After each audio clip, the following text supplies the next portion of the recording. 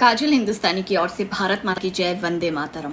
एक बहुत गहन मुद्दे पर ध्यान देने बहुत जरूरी है और वही बात मैं आपसे करने आई हूं कि अफगानिस्तान में जो तालिबानियों ने करा, गलत करा, और अफगानी महिलाओं के साथ, वहां के सिटीजन के साथ हमारी सिंपति है, वहां के बच्चों के साथ हमारी सिंपति है जो रेप हो रहे हैं, उनके 14 से 40 साल की बच्चियों को सेक्स स्लेवरी के लिए महिलाओं को ले जाया जा रहा है या बच्चों को मार दिया जा रहा है। गलत हो रहा है, नहीं होना चाहिए और इस पे पूरे विश्व को एक होकर आकर बात करनी चाहिए और खुल के बोलना चाहिए।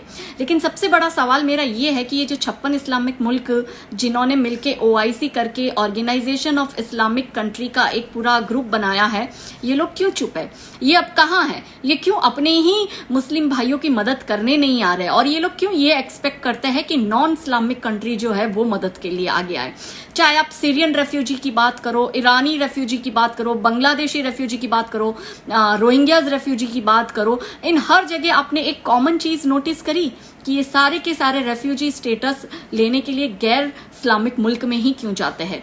क्या इसके पीछे 56 इस्लामिक मुल्क की कोई सोची समझी साजिश है कि आतंकवादियों के कंधे पे बंदूक रखकर वो अपना गजवाए वर्ल्ड का कोई एजेंडा पूरा कर रहे हैं और अपने ही प्रताड़ित भाई बहनों को वो नॉन इस्लामिक कंट्री में, मतलब खुद की कंट्री में तो आने नहीं दे रहे इस्लामिक कंट्री में, लेकिन नॉन इस्लामिक कंट्री में शरणार्थी बनकर भेज रहे हैं? और यही लोग कुछ वर्षों के बाद ये कहते हैं कि किसी के बाप का ये देश थोड़ी है और स्टेटस भी मांगते हैं नागरिकता का या जो भी है। ठीक है, ह्यूमन राइट्स की हम बात करते हैं और जरूरी भी है, लेकिन ये ह्यूमन राइट्स का ठेका हर बार हम लोग क्यों ले? क्यों ये 56 इस्लामिक मुल्क अपने ह्यूमन राइट्स के ठेके नहीं लेते? जब भारत में CA आंदोलन होता है, शाहीन बाग होता है, 370 हटाई जाती है, तब तो ये हमें भाषण देने बहुत आ जाते हैं। लेकिन जब इनके ही मुसलमान अपने ही देश के मुस्लिम नागरिकों को परेशान करते और उनको मारकर वहां से निकालते, तब ये क्यों नहीं बोलते? क्यों ये 56 इस्लामिक मुल्क अब अपनी बॉर्डर सील करके बैठ गया? और क्यों भारतीय मुसलमान इस बात पर बोल नहीं रहे हैं? जब सऊदी से ऑक्सीजन आता है तब तो बहुत चिल्लाते हैं कि मोहम्मद के शहर से ऑक्सीजन आया, तो अब मोहम्मद के शहर में इन अफगानी शरणार्थियों को शरण क्यों नहीं दे रहे हो? क्यों भारत को कह रहे हो कि इन्हें शरण दो?